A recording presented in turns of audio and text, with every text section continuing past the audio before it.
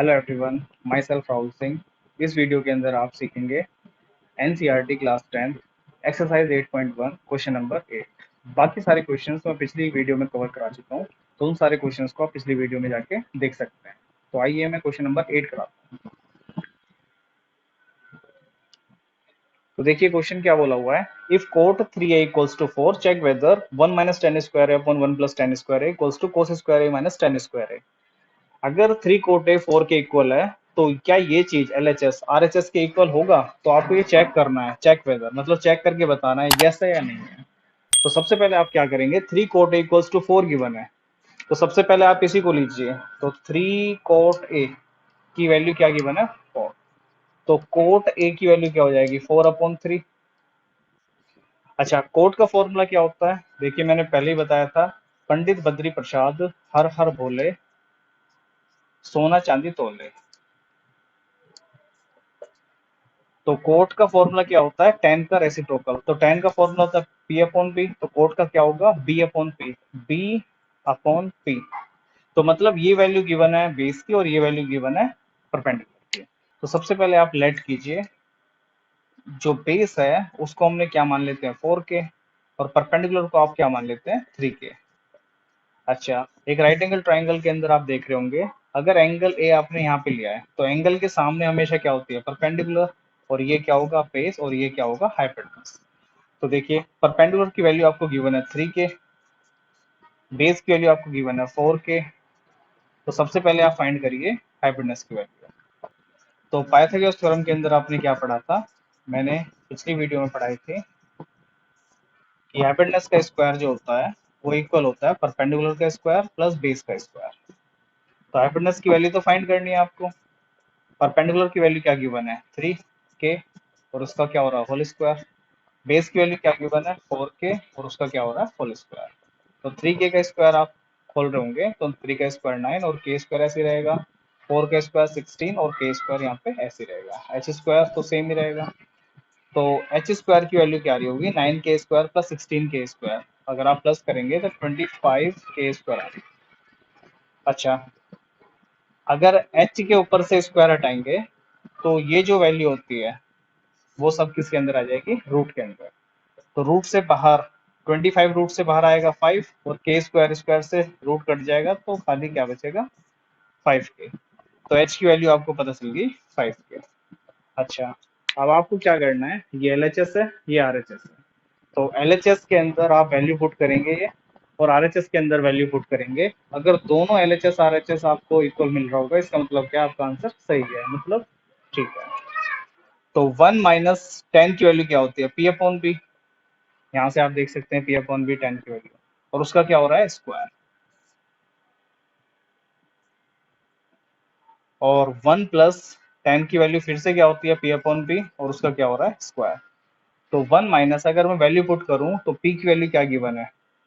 3 के, और बी की वैल्यू क्या गिवन है आपको? 4 के, और इसका क्या हो रहा है? स्क्वायर। और अपॉन में 1 प्लस फिर से वही है 3 के/4 के, और उसका क्या हो रहा है? स्क्वायर। तो 1 - 3 का स्क्वायर क्या होता है? 9 के स्क्वायर। अगर 3 के का स्क्वायर करेंगे, और अपॉन में 4 के का स्क्वायर करेंगे तो 16 के स्क्वायर आएगा। इसी तरह से 1 + 9 के स्क्वायर अपॉन 16 के स्क्वायर।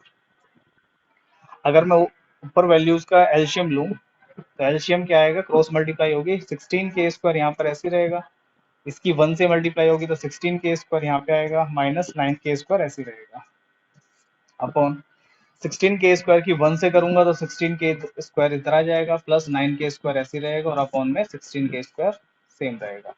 तो 16 के स्क्वायर से 16 के स्क्वायर कट जाएगा, तो बचेगा क्या आपका? 16 के स्क्वायर में से 9 के स्क्वायर आप माइनस कर रहे होंगे तो आपको मिलेगा 7 के स्क्वायर। और 16 के स्क्वायर में 9 के स्क्वायर प्लस कर होंगे तो आपको क्या मिलेगा? 25 के स्क्वायर। तो के स्क्वायर से के स्क्वायर घटेगा, तो आपकी जो एल एच एस आ रही होगी वो 7/25 आ रही होगी। इसी तरीके से हम आर एच एस को सोल्व करके देखते हैं क्या आता है। तो कोस का फॉर्मूला क्या होता है? बी अपॉन एच, और उसका क्या हो रहा है? Whole square. माइनस साइन का क्या फॉर्मूला होता है? पी अपॉन एच, और उसका क्या हो रहा है? Whole square. तो बेस की वैल्यू आपको पता है 4 के, और हाइपोटेनस की वैल्यू क्या है? 5 के, तो इसका होल स्क्वायर हो रहा है। परपेंडिकुलर की वैल्यू आपको पता है 3k, और हाइपोटेनस की वैल्यू क्या है 5k, और इसका भी क्या हो रहा है होल स्क्वायर हो रहा है। तो 4k का स्क्वायर क्या होगा 16k स्क्वायर, और 5k का स्क्वायर क्या होगा 25k स्क्वायर, माइनस 3k का स्क्वायर क्या होगा 9k स्क्वायर, और 5k का स्क्वायर क्या होगा 25k स्क्वायर। अगर आप नीचे एलसीएम ले रहे होंगे 25k स्क्वायर, क्योंकि दोनों तरफ सेम वैल्यू है, तो ऊपर भी क्या आ जाएगा सेम वैल्यू आ जाएगी 16k स्क्वायर और माइनस 9k स्क्वायर। तो 16k स्क्वायर में से 9k स्क्वायर माइनस कर रहे होंगे तो आपको क्या मिल रहा होगा 7k स्क्वायर, अपॉन नीचे क्या है 25k स्क्वायर। तो k स्क्वायर से k स्क्वायर जा रहा होगा, तो आपको आरएचएस में भी क्या मिल रहा है 7/25। तो एलएचएस और आरएचएस दोनों क्या है इक्वल है, हैंस वेरीफाइड। तो क्वेश्चन नंबर 9 के अंदर क्या दिया हुआ है देखिए, in triangle ABC right angle at B, if tan equals to 1/√3 find the value of sin a cos 3 plus cos a sin 3। अगर आपको राइट एंगल ट्राइंगल दिया हुआ है एबीसी, तो मैं ड्रॉ करके दिखाता हूँ आपको। अगर राइट एंगल ट्राइंगल है, अगर मान लीजिए ए यहाँ पे है, और उसने बोला है राइट एंगल एट बी, तो बी को राइट एंगल पे मानना पड़ेगा, तो यहाँ पे क्या जाएगा सी। अच्छा, ए के सामने हमेशा क्या होता है परपेंडिकुलर, और यहाँ पे क्या रहेगा बेस, तो 90 डिग्री के सामने तो हमेशा हाइपोटेनस होता है। उसने बोला है tan ए अगर 1/√3 है, tan ए की वैल्यू, tan ए की वैल्यू आपको क्या दी हुई है 1/√3। तो tan ए का फॉर्मूला क्या होता है परपेंडिकुलर अपॉन बेस, तो मतलब परपेंडिकुलर क्या है 1 और बेस क्या है √3। तो अगर लेट कर लेंगे आप कि परपेंडिकुलर की वैल्यू 1k है और बेस की वैल्यू क्या है √3k, तो आप हाइपोटेनस फाइंड कर सकते हैं आराम से। तो बाय पाइथागोरस थ्योरम,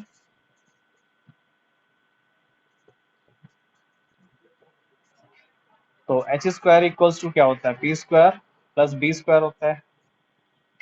तो एच की वैल्यू आपको फाइंड करनी है, और पी की वैल्यू क्या गिवन है 1k, और उसका क्या हो रहा है होल स्क्वायर। बी की वैल्यू क्या गिवन है √3k, और उसका क्या हो रहा है होल स्क्वायर। तो 1 का स्क्वायर 1 और k स्क्वायर ऐसे ही रहेगा। √3 का स्क्वायर क्या होता है 3, क्योंकि रूट स्क्वायर से कट जाता है, तो k स्क्वायर तो यहाँ पे ऐसे ही रहेगा। 1 + 3 कितना होता है 4, k स्क्वायर ऐसे ही रहेगा। अब यहाँ पे एलएचएस में चल रहा था H square H square H square, अगर स्क्वायर हटाऊंगा मैं इसका, तो ये पूरी वैल्यू किसके अंदर आ जाएगी स्क्वायर के अंदर, स्क्वायर रूट के अंदर। तो एच की वैल्यू कितनी आ जाएगी स्क्वायर रूट से बाहर आके 2 का स्क्वायर, सॉरी 4 का स्क्वायर रूट क्या होता है 2, और के स्क्वायर का क्या आ जाएगा के। तो हाइपोटेनस की वैल्यू आपको पता चल गई 2k। हाइपोटेनस की वैल्यू पता है आपको, परपेंडिकुलर और बेस की वैल्यू पता है, क्योंकि परपेंडिकुलर की वैल्यू क्या है 1k, और बेस की वैल्यू क्या है √3k, जो कि हमें क्वेश्चन में गिवन भी है। अच्छा, अच्छा मुझे क्या क्वेश्चन फाइंड करना है, क्वेश्चन में क्या फाइंड करना है साइन ए कोस सी प्लस कोस ए साइन सी। तो यहाँ पे वैल्यू पुट करते हैं। साइन का फॉर्मूला क्या होता है p/h मल्टीप्लाई, कोस का फॉर्मूला क्या होता है b/h, प्लस कोस का फॉर्मूला क्या होता है b/h, और साइन का फॉर्मूला क्या होता है p/h। तो देखते हैं, देखिए यहाँ पे साइन के साथ में एंगल क्या है ए, और यहाँ पे साइन के साथ में एंगल क्या है सी।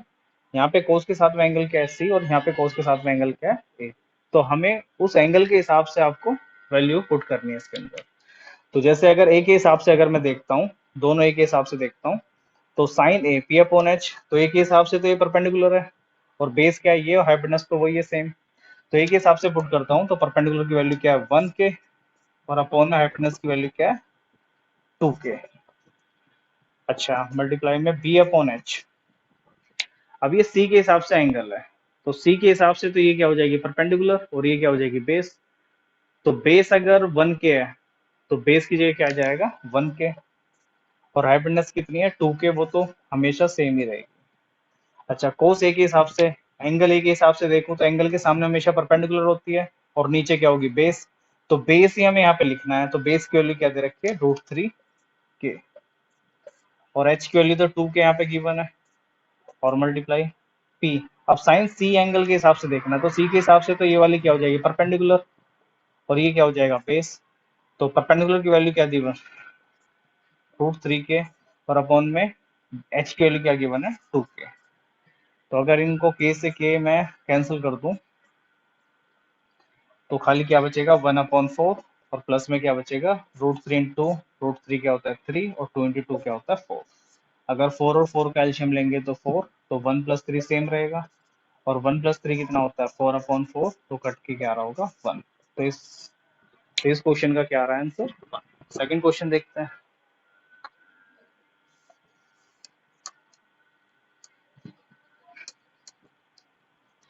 तो अगर सेकंड क्वेश्चन को सॉल्व करते हैं, तो कोस का फॉर्मूला क्या होता है बी अपॉन एच, कोस का फिर से क्या होगा बी अपॉन एच, साइन का पी अपॉन एच, और यहाँ पे भी साइन का क्या होगा पी अपॉन एच, लेकिन यहाँ पे एंगल ए है और यहाँ पे क्या है सी सी।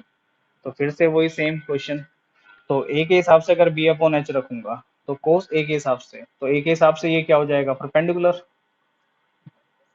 और ये क्या हो जाएगा बेस। तो ए के हिसाब से रखते हैं बी अपॉन एच, तो बेस कितना है √3 के, और अपॉन में एच की वैल्यू क्या है 2 के, मल्टीप्लाई यहाँ पे रख लेता हूँ पहले। तो परपेंडिकुलर की वैल्यू क्या है 1 के, और हाइपोटेनस क्या है 2 के। अब हम रखते हैं सी के हिसाब से। अगर सी के हिसाब से देखेंगे, तो सी के सामने हमेशा क्या हो जाएगा परपेंडिकुलर, तो ये क्या हो जाएगा बेस। तो बेस क्या गिवन है 1 के, और अपॉन में हाइपोटेनस तो 2 की है, और परपेंडिकुलर क्या हो जाएगा 3 के, और हाइपोटेनस तो 2 के। तो के से के कट रहा होगा, तो √3 बन जा क्या होता है √3, और 2 जा क्या होता है 1 √3 जा क्या होगा √3, और 2 जा क्या होगा, तो सेम नंबर से सेम नंबर अगर माइनस कर रहे होंगे तो आंसर क्या आ रहा होगा 0। एक्सरसाइज 8.1 का क्वेश्चन नंबर 11। तो किस तरीके से आप क्वेश्चन को सॉल्व कर रहे होंगे, बहुत ही इजी तरीके से देखिए आप। देखिए क्वेश्चन क्या गिवन है कि state whether the following are true और फॉल्स, जस्टिफाई योर आंसर। आपको चेक करना है कि ये जो स्टेटमेंट दी हुई है 5 स्टेटमेंट है, ये पांचों में से कितने स्टेटमेंट ट्रू है या फॉल्स है, और आप अपने आंसर को जस्टिफाई करके दिखाना है कि किस तरीके से वो फॉल्स है, अगर फॉल्स है तो, और ट्रू है तो कैसे ट्रू है। तो आप किस तरीके से सॉल्व कर रहे होंगे इसको देखिए आप। तो उसमें पहला क्वेश्चन है the value of 10 is always less than 1, कि 10 की वैल्यू हमेशा ही 1 से छोटी होती है, ऐसा उसने बोला है कि ऑलवेज, कि लेस देन 1 ऑलवेज। तो देखते हैं सबसे पहले। अच्छा आपको पता है कि 10 का फॉर्मूला क्या होता है, जो कि बी अपॉन पी होता है, आपको पता है। एक बार फिर से याद करा देता हूँ। पंडित बद्री प्रसाद हर हर भोले सोना चांदी तोले। तो टी का मतलब 10, 10 का रूल क्या होता है पी अपॉन बी, तो 10 ए मतलब पी अपॉन बी। अच्छा इसके अंदर अगर मैं एक राइट एंगल ट्राइंगल बनाऊं, तो मान लीजिए मैं इसको बेस ले लेता हूँ, और इसको क्या ले लेता हूँ परपेंडिकुलर। ऑब्वियसली 90 के सामने जो होती है वो क्या होती है हाइपोटेनस। ठीक है, तो उसने बोला है कि value of 10 is always less than 1, कि 10 की जो वैल्यू है वो हमेशा ही 1 से छोटी होगी, ऐसा उसने बोला है। तो देखिए आप, लेट एक एग्जांपल लेता हूँ। मान लीजिए हाइपोटेनस आपने 5 लिया है, बेस आपने 4 लिया है, और परपेंडिकुलर आपने क्या लिया है 3। तो ये सेटिस्फाई करती है बिल्कुल इस पाइथागोरस थ्योरम को, क्योंकि 5 का स्क्वायर इक्वल होता है 4 का स्क्वायर प्लस 3 का स्क्वायर। या परपेंडिकुलर का, या परपेंडिकुलर को ही 4 मान सकते हैं और बेस को क्या मान सकते हैं 3। आप उस तरीके से सॉल्व कर सकते हैं। तो अगर देखिए मैं इसको यहाँ पे वैल्यू पुट करूँ इसके अंदर, तो tan a की वैल्यू अगर मैं p अपॉन बी जैसे दी हुई है, अगर p की वैल्यू आप यहाँ पर 3 पुट करते हैं, और बेस की वैल्यू आप 4 पुट करते हैं, तो 3/4 मतलब न्यूमरेटर डिनोमिनेटर से क्या है छोटा है। तो जब भी न्यूमरेटर डिनोमिनेटर से छोटा होता है, तो वो तो हमेशा लेस देन 1 ही आता है। लेकिन अगर यहाँ पे मैं बेस को 3 मान लेता हूँ, और परपेंडिकुलर को क्या मान लेता हूँ 4, तो अगर आप यहाँ पे पुट कर रहे होंगे इसकी जगह 4/3, क्योंकि परपेंडिकुलर को आपने क्या माना है 4, और बेस को क्या माना है आपने 3। तो 4/3 मतलब न्यूमरेटर तो बड़ा आ रहा है डिनोमिनेटर से, तो जब न्यूमरेटर बड़ा होता है डिनोमिनेटर से, तो वो तो आंसर हमेशा ही 1 से बड़ा आता है। तो इस वास्ते हमें क्या पता चला कि tan a की वैल्यू जो उसने बोला है कि लेस देन 1 होगी हमेशा, तो ऐसा पॉसिबल नहीं है। तो tan a की वैल्यू 1 से छोटी भी हो सकती है, इससे पहले केस जो बताया, और tan a की वैल्यू 1 से बड़ी भी हो सकती है। 4/3 को आप डिवाइड करे होंगे, तो 1 से बड़ा ही आएगा 1 पॉइंट समथिंग, तो 1 से बड़ा ही आंसर आएगा। तो इसका मतलब क्या है, ये जो क्वेश्चन था पहला, ये हमारी स्टेटमेंट क्या होगी फॉल्स। तो इसका मतलब क्या है, जो पहला क्वेश्चन था ये स्टेटमेंट क्या हो गई, फॉल्स। तो इसको आप टीचर को कैसे करके दिखाएंगे, इफ अगर परपेंडिकुलर की वैल्यू छोटी है बेस से, अगर परपेंडिकुलर की वैल्यू छोटी है बेस से, जैसे मान लीजिए 3/4, जो इससे पहले मैंने एग्जांपल बताया था। तो 3/4 मतलब परपेंडिकुलर और ये बेस, तो परपेंडिकुलर की वैल्यू छोटी है बेस से। तो इस बात का मतलब ये है कि tan a की वैल्यू भी छोटी होगी 1 से, क्योंकि 3/4 क्या होता है, 1 से छोटा ही आंसर आएगा, डिवाइड करके देख लीजिए आप। तो tan a की वैल्यू भी क्या आएगी, 1 से छोटी आएगी। या फिर इफ परपेंडिकुलर की वैल्यू अगर बड़ी है बेस से, तो इसका मतलब क्या होगा, tan a की वैल्यू भी बड़ी होगी 1 से। तो ये दो केसेस हैं। तो हमें तो उसने बोला था कि the value of 10 is always less than 1। तो इस तरीके से अगर लेस देन 1 और ग्रेटर देन 1 दोनों ही केस पॉसिबल हैं इसके अंदर। तो ऐसा नहीं है कि हमेशा ही लेस देन 1 होगी 10 की वैल्यू। तो सेकंड क्वेश्चन में क्या पूछा उन्होंने, sec a equals to 12/5 for some value of angle A. तो उसने बोला है कि sec a की वैल्यू 12/5 हो सकती है किसी एंगल ए के लिए। तो देखते हैं। अच्छा, sec a का रूल क्या होता है, फिर से देखते हैं। पंडित बद्री प्रसाद हर हर बोले, सोना चांदी तोले। तो sec का मतलब cos का रेसिप्रोकल होता है, तो cos होता है b/h, तो sec क्या होगा, h/b। तो sec का फॉर्मूला क्या होता है, h/b, मतलब हाइपोटेनस अपॉन बेस। तो अगर मैं देखता हूँ एक राइट एंगल ट्राइंगल बना के, उसने बोला है sec a इक्वल्स टू, उसने बोला है sec a इक्वल्स टू 12/5। तो अगर एंगल मैंने यहाँ पे a रखा है, तो a के सामने हमेशा क्या होती है, परपेंडिकुलर, और साथ में क्या होगी, बेस, और ये तो हाइपोटेनस होता ही है। तो उसने बोला है कि 12/5 क्या sec की वैल्यू हो सकती है, तो हाँ बिल्कुल हो सकती है, क्योंकि हाइपोटेनस की वैल्यू क्या है गिवन 12 और बेस की वैल्यू क्या है 5। तो हाइपोटेनस आपको पता है हमेशा बड़ा ही होता है परपेंडिकुलर और बेस से, क्योंकि ये सबसे लंबी साइड होती है। तो 12/5 ये किसी ना किसी राइट एंगल ट्राइंगल के लिए सही बैठ जाएगा। तो सेकंड का आंसर क्या होगा, ट्रू। यस। तो थर्ड क्वेश्चन में क्या बोला है, cos is the abbreviation used for the cosecant of angle A. तो उसने बोला है कि कोस से जो है वो एब्रिविएशन यूज की गई है कोसेकेंट ऑफ एंगल ए। तो आपको पता होगा, बता देता हूं मैं। कोसेकेंट,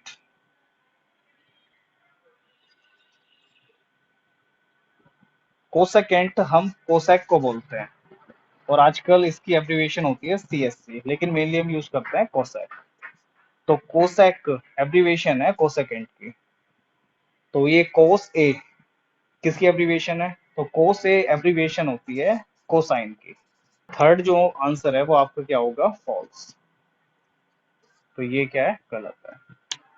अच्छा, फोर्थ क्वेश्चन देखते हैं। Cot is the product of cot and, क्या कोट ए जो है वो कोट और ए का प्रोडक्ट है क्या, कोट ए क्या कोट और ए का प्रोडक्ट है, बिल्कुल भी नहीं।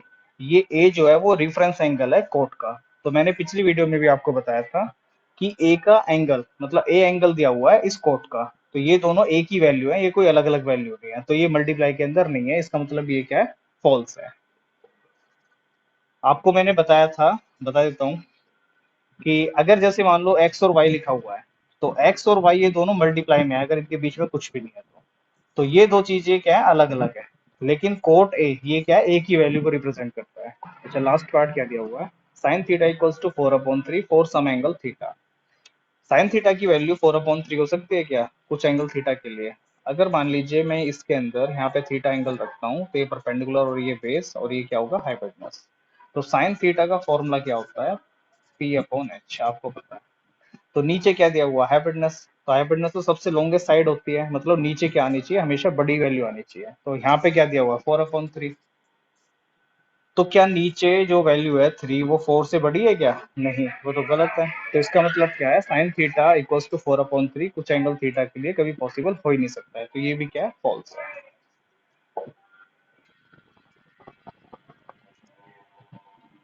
तो स्टूडेंट्स, 8.1 एक्सरसाइज आपकी समाप्त होती है आज। इसके बाद में 8.2 एक्सरसाइज में कराऊंगा नेक्स्ट वीडियो के अंदर। अगर आपको वीडियो अच्छी लगी हो तो लाइक करिएगा और चैनल को सब्सक्राइब करिएगा। Thank you.